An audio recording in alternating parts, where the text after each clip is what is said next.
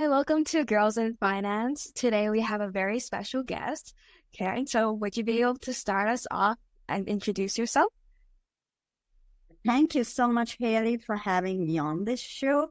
And thanks to Tanvi as well. I must start by first saying that you guys are doing a great job and all the very best. And I hope you, as well as your audience, benefits from this series. So, to introduce myself a little, I am Keren Stephen. I live in Toronto, Canada, just north of Buffalo. I'm an accountant and finance professional and enjoy working in different industries and countries. I love to travel and to meet and work with people of different cultures and professions. I was born in Sri Lanka, an island country in the Indian Ocean. And when I was young, my ambition was to become an engineer. However, when I left high school, I needed a job, primarily for financial reasons. And my first job was through a friend who I'd met at a YFC teen club. And the job was in the accounts department of a group of companies. I had absolutely no accounting knowledge, as I had studied maths and science and literature, but not accounts at high school. And none of my family or friends were accountants. However, the job was okay as I picked it up quickly and was able to do general accounting work like payroll and invoicing. However, one day the senior accountant asked me to help him with the holding company accounts. I had no idea how this was done for any company, let alone a holding company. But I got a lot of guidance from my colleagues. The senior accountant was willing to train me. I was also given a nice little book on the ABCs of accounting, which I quickly read. Many of my colleagues were at that time studying for the Chartered Global Management Accounting qualification. So that is when I decided that I should pursue this path and obtain the professional qualification in management accounting. My career took many turns across industries, fields, and countries. I now work as an interim CFO, that's Chief Financial Officer, Board Advisor, and Operations Consultant. Thank you for sharing. I guess just to go more into the specifics, could you share your experience with the different industries that you mentioned and how you got into them? Of course. It's been an interesting path. I went to work as an accounts assistant in a freight forwarding company.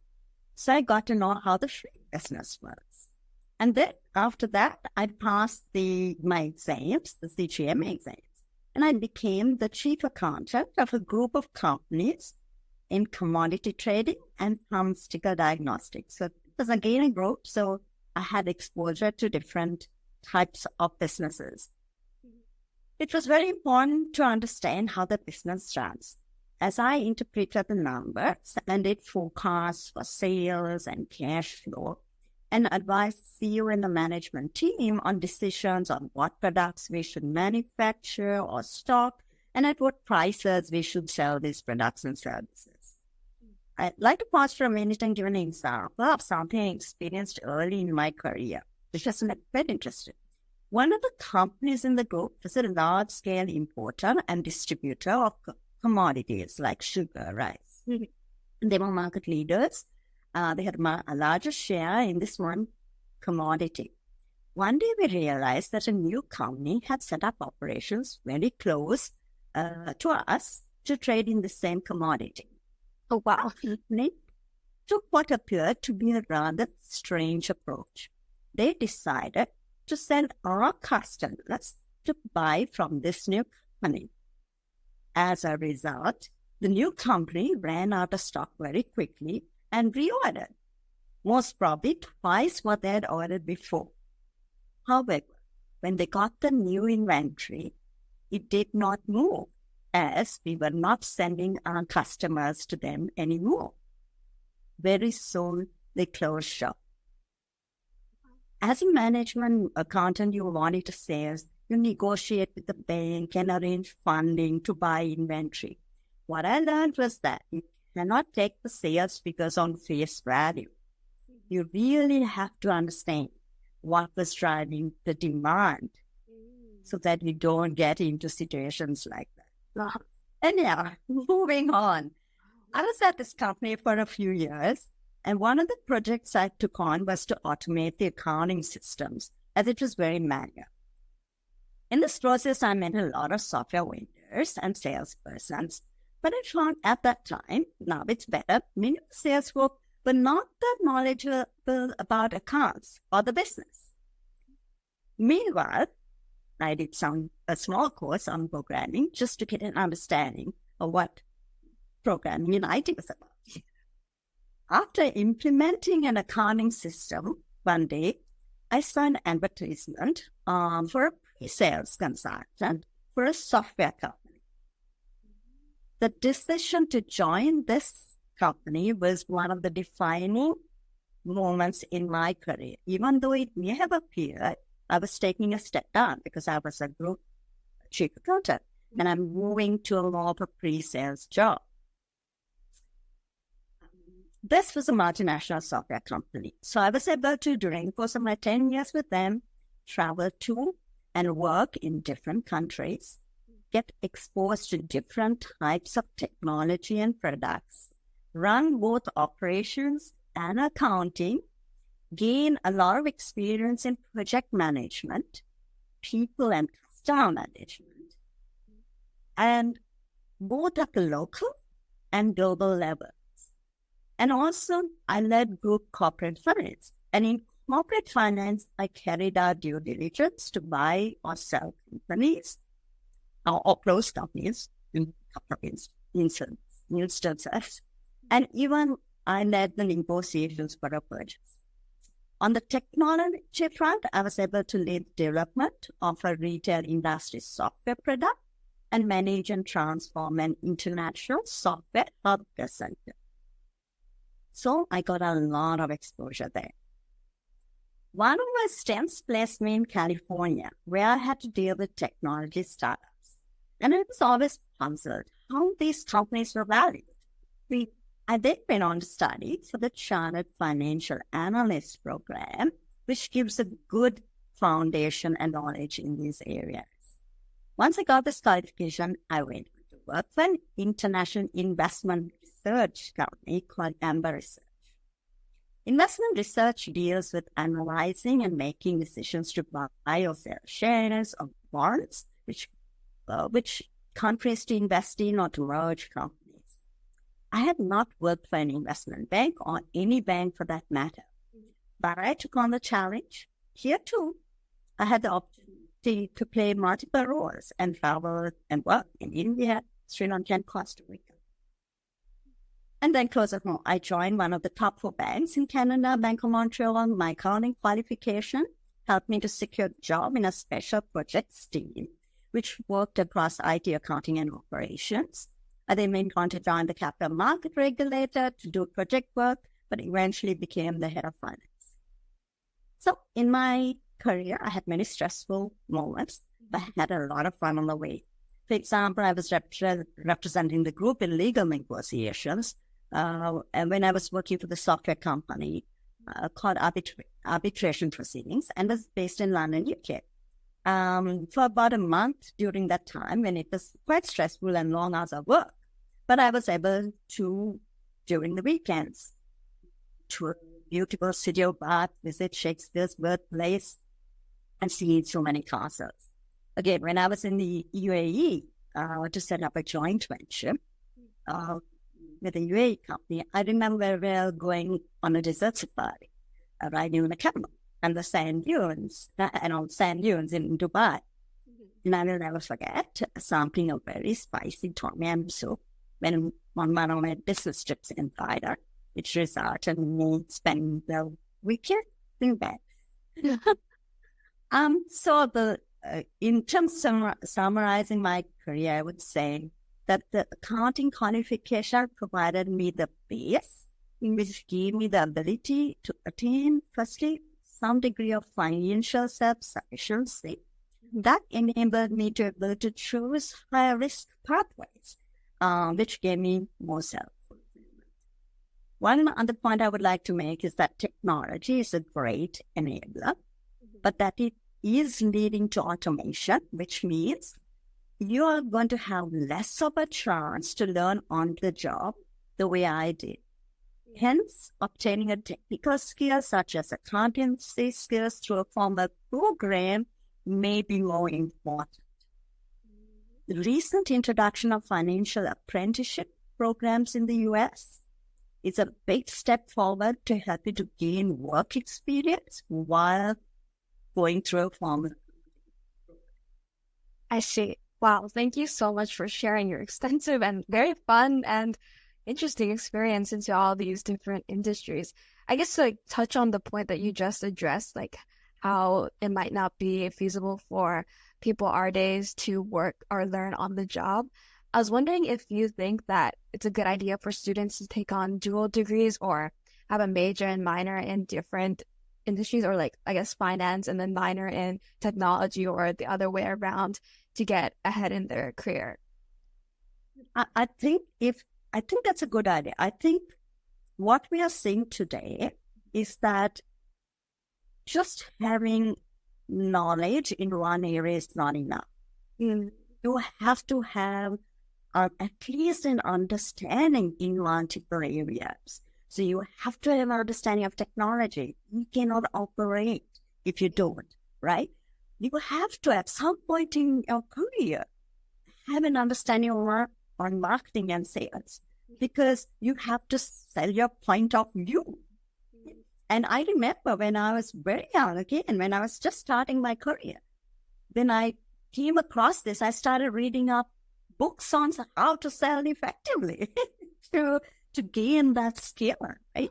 So I think the reality is that, yes, you're right. It's good to have some deep technical knowledge in an area, say like accounting, but you still will have to supplement it with knowledge in other areas. And you may have to gain that over time, right? But it's going to be almost impossible to exist just with one specific understanding. Okay. Thank you for sharing that.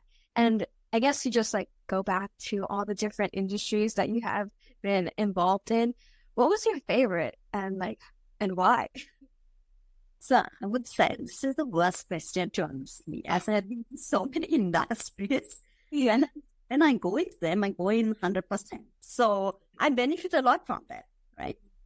So maybe if you flip it and ask me what industry would you be least willing to do without, I think I would say IT, the technology, because specifically software services, since it benefited me, I think in every company I worked on afterwards. Capital market services or corporate finance and investment research really helped me in Canada. But since I greatly enjoyed the manufacturing and trading space as well, right? So I would not really put one, but I'd say technology was a really big enabler. It set you like a basis for your future career. I see. I guess to touch on the differences or what you mentioned about your experience in finance and also accounting, what are some major differences between the two? As I feel like a lot of teenagers don't really understand what the true difference is.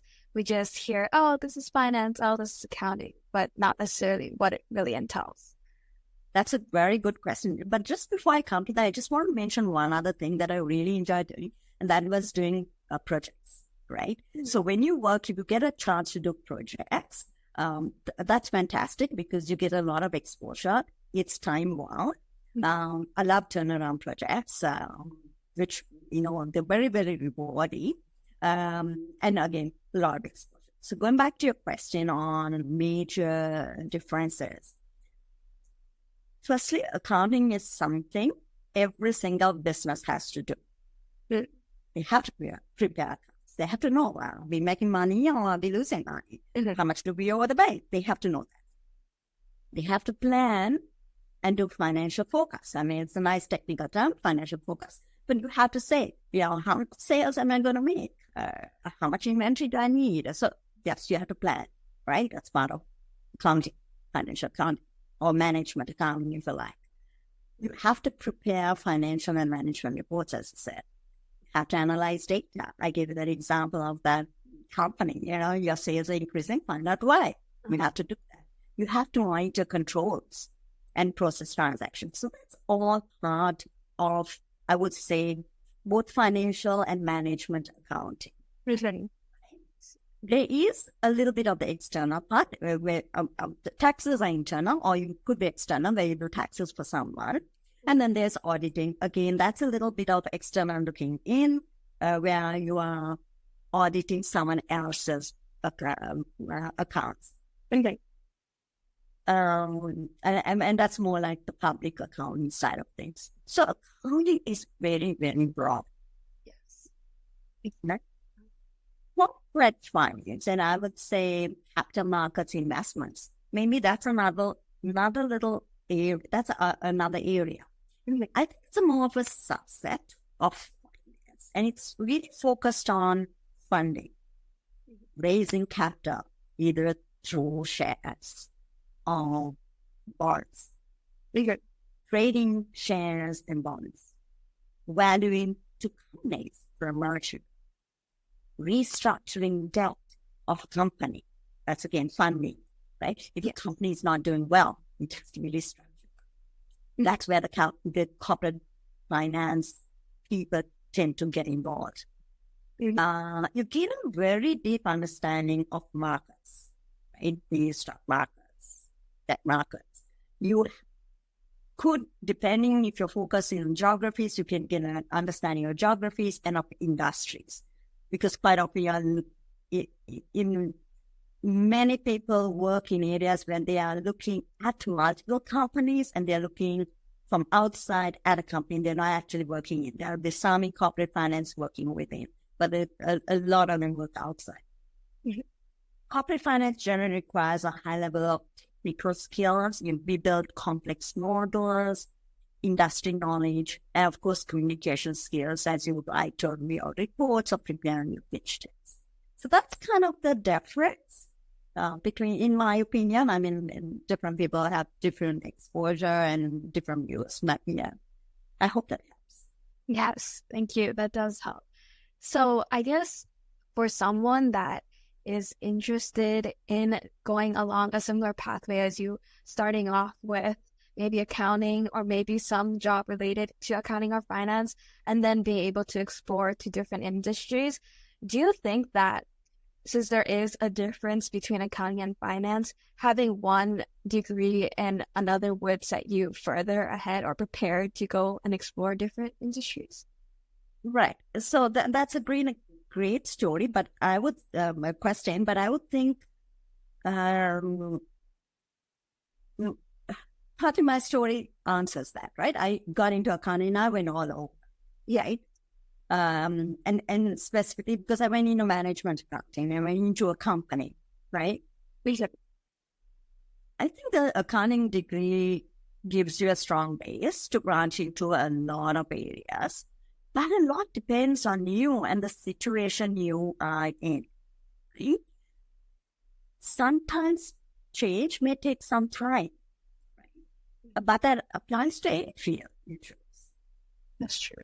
If I had chosen the CFA, I mean, I can look at it practically. If I had chosen the CFA, which is more the corporate finance, if you like, what you're talking about, most probably the path would have been different and a little narrow at the start of my career. But I know many people who have done that and they've gone on to run their own businesses in different industries. So I think either way you can change. You may be a little restricted at the start. That doesn't really matter. Because your whole life, you have your whole life to choose and enhance and move. Right? Mm-hmm. So I guess someone should really choose what they're more stronger in and just go from there and see. Yeah, I mean, it's your start, it's your base, right? If you feel very connected to accounting, or if you don't like accounting, you're really attracted to the topics and finance, then you should go that way. But there's nothing to say you can't change. I see, I see. Building off of the idea or the topic of finance, I was wondering if you could share or debunk some common misconceptions about the financial field. Because currently, right now, I feel like it's very projected on like social media, like, oh, investment banking or private equity. And like these are like the set in stone jobs that you must go into if you're going into finance. But I feel like there's something more behind that. Yes. I mean, I totally agree. I mean, as I said, I mean, take this as the fundamental idea that every business of a reasonable size has to do accounting. I mean, you can say that the manager is doing it, the owner is doing it, but someone is doing it, right? So every business, whatever in it, whether it's healthcare, whether it is transport, whether it's the airline trade, everyone has to do this, right? So I think that you need, and you do, you have CFOs in airline business, you have financial analysts in the airline business, as much as the healthcare or in education, right? So it is, as again say, it's a foundation to get you into those different industries. Is it? Some means it's a desk job. It's not. No, it's not a desk job. If you want to be successful, don't sit at your desk. Get to know people. Get to know the business. Go out on marketing trade shows, whatever. Right? So it's up to you. I think that's up to you. Yeah. It's a myth. It's only accounting technical skills that you need. No, if you want to be a CFO, you have to learn multiple skills, including project management, technology, soft skills such as communication, people management, and relationship building. You're tied to a boring job for life. No, I traveled and I had fun and I did different things. You can't progress to a CEO or CFO or run a business. I know so many people who did accounting as their first and then went on to become either CEOs, CFOs, or actually set up the offices. Thank you for sharing and debunking some of those very common misconceptions. I also learned too. I guess to sort of wrap up this conversation, I was wondering if what is the most important thing a student, maybe my age, a high schooler, or even college students can do or can learn about to get ahead in their career in finance and accounting? Does that require networking or internship experience or learning a bunch of different skills that will, such as tech or sales? What do you think? So I think what you're doing is great on this podcast. You are getting to know more about what this field is all about. I think that helps a lot, and and I address all your viewers as well. This is important. The more you know about what the real life is about, the more you talk to people who have actually gone through it and are doing it, the more you'll understand what reality is, right? Yes. So that's building relationships and volunteering. You should realize that my first job was through a friend at a teen club. She was a teenager with me at this club. She is the one who pointed me to my first job, right? So it's never to start building these relationships and maintaining them. Long-term relationships matter. I think I also believe in the concept of lifelong learning. I don't think you should stress too much to learn everything under the sun in one go, right? Enjoy life as you go. Learn some things, but as you move into different situations, try to get the maximum out of that situation. Meaning, if you encounter something you don't know, or you go to something marketing and you see some great marketing, they want to find out a little more about it. You delve a little more at that time, right? The other thing I would say, whatever you do not do to the best of your ability, even the smallest job. It's remarkable that opportunities before you, especially with the AI, are vast today, right? And you've got your whole future ahead of you to take advantage of. Mm-hmm. Yes. So I guess just to sum up, it's mainly to take initiative and take advantage of the opportunities that you have around you. Yes, thank you. That's, I feel like a lot of our audience will enjoy listening to that and we'll take that advice. Well, that's it for today. And thank you so much, Keren, for joining us today and sharing to the audience about your extensive experience and your interesting stories. We had a great time and we really appreciate it. Thank you very much, Hailey. And Tanvi for asking me, and my best wishes to you and to your audience. I'm sure it's going to be an exciting future ahead of you. Yes, thank you so much. Thank you. Bye-bye.